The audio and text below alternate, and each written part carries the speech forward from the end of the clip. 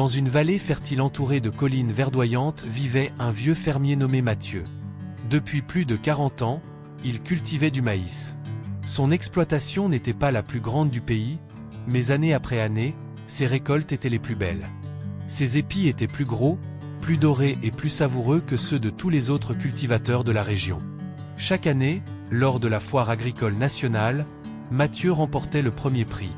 Les experts agricoles venaient observer ses champs. Les commerçants faisaient plusieurs kilomètres pour acheter sa production. Son nom était devenu une référence dans tout le pays. Un jour, un journaliste réputé décida de lui rendre visite afin d'écrire un article sur son incroyable réussite. Après plusieurs heures de route, le journaliste arriva à la ferme. Il découvrit un homme âgé mais énergique. Malgré ses cheveux blancs et ses mains marquées par le travail, Mathieu gardait un sourire chaleureux. « Bonjour monsieur Mathieu », dit le journaliste. « Je viens comprendre le secret de votre succès. Comment faites-vous pour obtenir chaque année le meilleur maïs du pays ?» Le fermier sourit. « Il n'y a pas de grand secret, » répondit-il. « Seulement du travail, de la patience et quelques principes que j'essaie de respecter. » Pendant toute la journée, le journaliste observa les activités de la ferme. Il remarqua la qualité exceptionnelle des graines stockées dans les entrepôts. Mais quelque chose attira particulièrement son attention. En discutant avec plusieurs agriculteurs voisins, il apprit que Mathieu partageait régulièrement ses meilleures semences avec eux. Le journaliste fut surpris. « Attendez un instant, dit-il. Vous donnez vos meilleures graines aux autres cultivateurs, même à ceux qui participent au même concours que vous ? » « Bien sûr, répondit le fermier.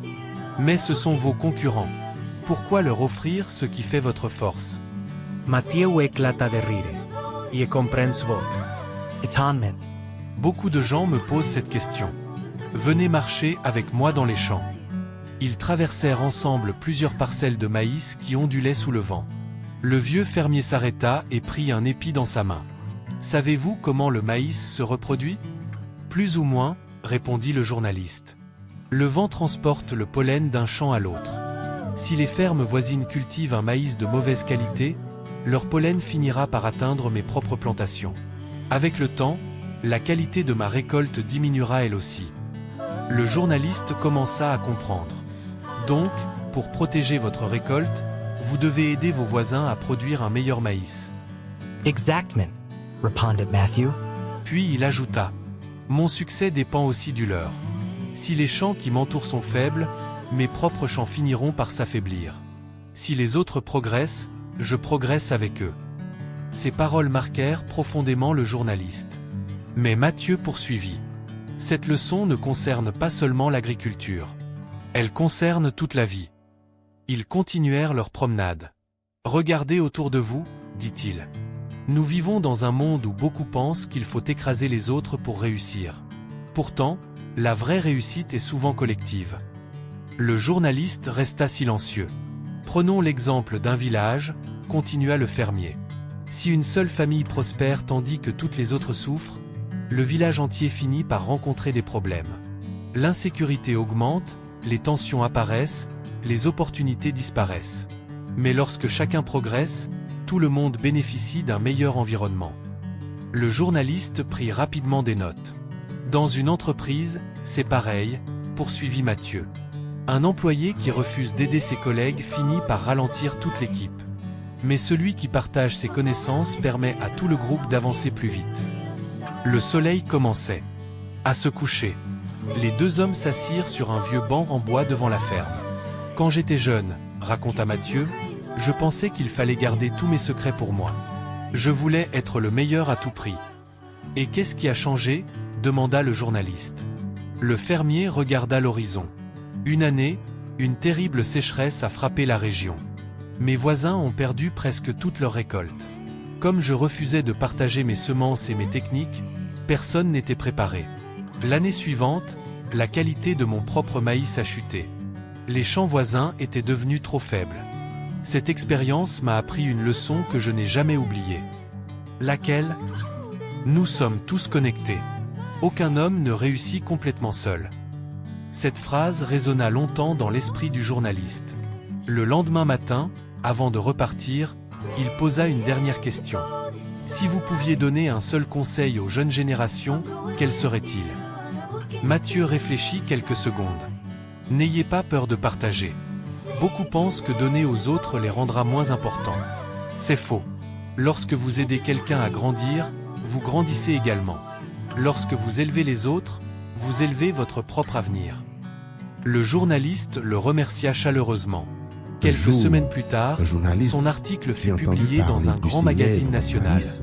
Il connut un immense succès. Mais ce qui marqua le plus les lecteurs ne fut pas la qualité exceptionnelle du maïs de Mathieu. Ce fut la sagesse cachée derrière son succès.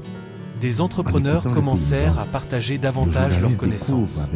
Des enseignants aidèrent leurs collègues à améliorer leurs méthodes. Des étudiants comprirent l'importance de l'entraide. Des familles redécouvrirent la valeur de la solidarité. Le message du vieux fermier traversa les frontières et inspira des milliers de personnes.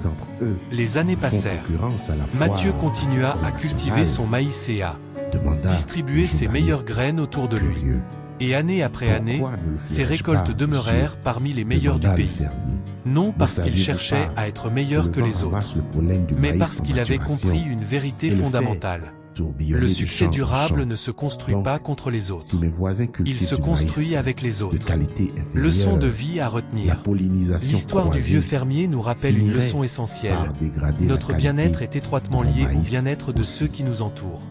Lorsque nous aidons les autres à progresser, nous créons un environnement plus fort, plus sain et plus prospère pour tous. Dans la famille, au travail, dans les affaires ou dans la société, personne ne réussit véritablement seul.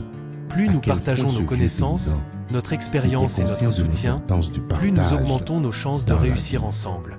Le véritable succès n'est pas de monter seul au sommet, mais d'aider les autres à gravir la montagne avec nous. Merci d'avoir suivi cette histoire jusqu'à la fin. Si elle vous a inspiré, n'oubliez pas de laisser un like, de partager cette vidéo avec vos proches et de vous abonner à la chaîne pour découvrir d'autres histoires motivantes et inspirantes. Activez également la cloche de notification afin de ne manquer aucune de nos prochaines vidéos. À très bientôt pour une nouvelle histoire pleine de sagesse et de motivation.